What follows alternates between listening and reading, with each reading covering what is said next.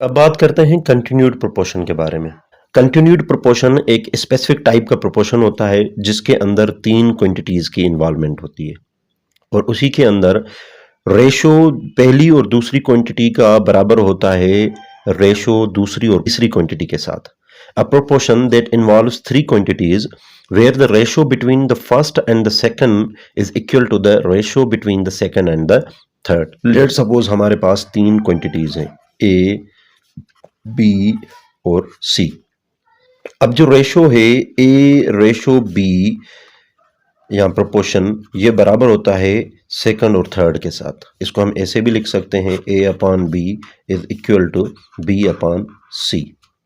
Proportion product of extremes is equal to product of means. तो ये हो जाएगा AC is equal to B square, क्योंकि B into B, या इसको इस तरह करें, ये सी इसको यहाँ पे डिवाइड हो रहा है तो इक्वेशन की इसकी साइड इस साइड आके ये मल्टीप्लाई होगा और बी इंटू बी हो जाएगा बी स्क्वायर, या फिर इसको ऐसे भी लिख सकते हैं B square is equal to A into C. हम नंबर लेते हैं कोई भी, उसके साथ एग्जाम्पल को समझते हैं। लेट सपोज हमारे पास नंबर हैं 4, 8 एंड 16।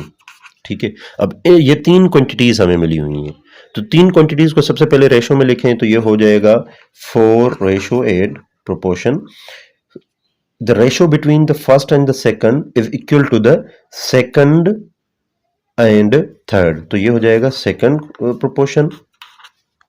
सही, अब इसको कैसे करेंगे, ये extreme into extreme, mean into mean, तो ये हो जाएगा हमारा 4 इंटू 16 और ये हो जाएगा 8 इंटू 8 यानी 8 स्क्वायर। तो 4 इंटू 16 होगा 64 और ये 8 का स्क्वायर हमें पता है 64 होता है। ठीक है, या फिर उसको हम ऐसे भी लिख सकते हैं 8 और ये हो जाएगा 8 अपॉन 16।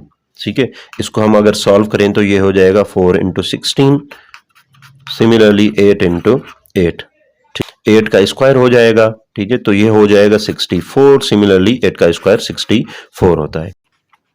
अब हम बात करते हैं कंपाउंड प्रोपोर्शन के बारे में। कंपाउंड प्रोपोर्शन के अंदर दो या दो से ज्यादा रेशोज आएंगे। It involves more than two ratios, हम कह सकते हैं it involves more than two ratios. सही है, इसके अंदर दो से ज्यादा रेशोज आएंगी या दो से ज्यादा क्वांटिटीज आएंगे। हम कह सकते हैं it involves more than two ratios और two are more than two quantities. सही है, दो से ज्यादा क्वांटिटीज इसमें आएंगी या प्रोपोर्शंस आएंगे। It is used to solve the complex problems where multiple quantities are related. जहां पे मल्टीपल क्वांटिटीज यानी दो से ज्यादा क्वांटिटीज आएंगी तो हम उस प्रॉब्लम को सॉल्व करने के लिए कंपाउंड प्रोपोर्शन का इस्तेमाल करते हैं। लेट सपोज कुछ मशीन्स हैं हमारे पास, ठीक है, और कुछ आइटम्स उनसे तैयार हो रहे हैं और यहाँ पे हम लगाते हैं आवर्स या डेज भी लगा सकते हैं, हम आवर्स लगाते हैं। ठीक है, अब अगर हम बात करें कि तीन मशीन्स जो हैं, तीन मशीन्स 150 आइटम्स मैन्युफैक्चर कर रही हैं, तैयार कर रही हैं 5 घंटों के अंदर। ठीक है, तो 5 मशीनें कितने आइटम्स तैयार करेंगी 8 घंटों में। सही है, ये कंपाउंड प्रोपोर्शन है, इसके अंदर दो से ज्यादा क्वांटिटीज आई हैं। Basically there are 3 cases of proportion. Case number 1 जो है उसको हम कहते हैं डायरेक्ट प्रोपोर्शन, यानी अगर एक क्वांटिटी इंक्रीज हो रही है। Before going to the cases I must tell you कि कंपाउंड प्रोपोर्शन के अंदर जो क्वांटिटी अननोन है, जैसे ये क्वांटिटी यहां पे क्या है, अननोन है। ठीक है, अब ये क्वांटिटी अननोन है, ये हमने फाइंड करनी है। जो क्वांटिटी आप फाइंड करने जा रहे हैं, the quantity which you are going to find, you have to compare all other quantities with that. बाकी जितनी भी क्वांटिटीज हैं आपने उसी क्वांटिटी के साथ कंपेयर करनी है, तभी आपका जो प्रॉब्लम है वो आप सॉल्व कर सकेंगे। सही है, यहां पे एक्स है या नॉन क्वांटिटी है, सबसे पहले हम इसको इसके साथ कंपेयर करेंगे, फिर इसको इसके साथ कंपेयर करेंगे। ठीक है, आप इसके साथ भी पहले कर सकते हैं, बाद में इसके साथ कर सकते हैं, कोई मसला नहीं है। केस नंबर 1 में ये होता है कि दोनों ही क्वांटिटीज डायरेक्ट प्रोपोर्शन में हो, ये क्वांटिटी इसके साथ भी डायरेक्ट हो और ये क्वांटिटी इसके साथ भी डायरेक्ट हो, तो इसको हम कहेंगे direct proportion. Let suppose 150 items तैयार हो रहे हैं 5 घंटों में। सही है, तो कितने आइटम्स तैयार होंगे 8 घंटों में। अगर 5 घंटे लग रहे हैं 150 आइटम्स को तैयार होने में, तो 8 घंटे में जाहिर सी बात है ज्यादा ही होंगे। ठीक है। इसी तरीके से 150 आइटम्स 3 मशीनें तैयार कर रही हैं। 5 मशीनें कितने आइटम्स तैयार करेंगे? लाजमी सी बात है ज्यादा ही आइटम्स तैयार होंगे, तो ये होगा डायरेक्ट प्रोपोर्शन, यानी ये क्वांटिटी इसके साथ भी डायरेक्ट है और ये क्वांटिटी इसके साथ भी डायरेक्ट है। केस नंबर 2, इसको हम कहते हैं direct inverse proportion. Direct inverse proportion,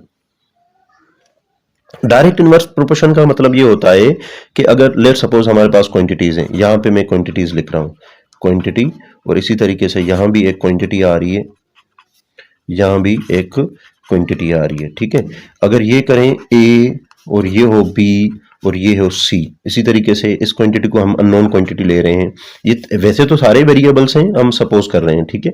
तो यहां पे हम इसको डी लें और यहां पे इसको हम डी लें। अब डायरेक्ट इनवर्स प्रोपोर्शन का क्या होता है कि जो क्वांटिटी आप फाइंड करने जा रहे हैं, अगर वो क्वांटिटी आपकी हो रही है इंक्रीज, तो ये क्वांटिटी इसके साथ इंक्रीज होगी, यानी ये दो डायरेक्ट हो जाएंगे। मगर जब इसको हम कंपेयर करेंगे इसके साथ, ये होगी इनवर्स, यानी एक प्रोपोर्शन जो है वो डायरेक्ट प्रोपोर्शन है और दूसरा प्रोपोर्शन इनवर्स है। तो ये होगा केस नंबर 2। अब डिस्कस करते हैं केस नंबर 3। केस नंबर 3 में होता है इनवर्स इनवर्स प्रोपोर्शन, इसको हम कहते हैं इनवर्स इनवर्स प्रोपोर्शन।